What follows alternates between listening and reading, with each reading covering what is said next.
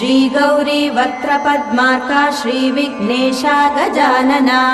उत्तिष्ठ सुरसम्पूज्या त्रैलोक्यं पालनं कुरु श्रीगौरी वक्त्रपद्मार्का श्रीविघ्नेशा गजानना उत्तिष्ठ सुरसम्पूज्या त्रैलोक्यं पालनं कुरु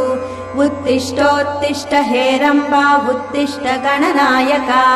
उत्तिष्ठ करुणापूर्णा भक्तानां भाग्यदायका उत्तिष्ठोत्तिष्ठ हेरम्बा उत्तिष्ठ गणनायका उत्तिष्ठ करुणापूर्णा भक्तानां भाग्यदायका श्रीयाकुवाहन शिवात्मज दिव्यगात्रा श्रीभिन्नदन्तधनुजान्तक सूक्ष्मनेत्रा सर्वार्ति दुःख शमना फणिराजसूत्रा देवा गणेश्वर विभो तव सुप्रभातम्।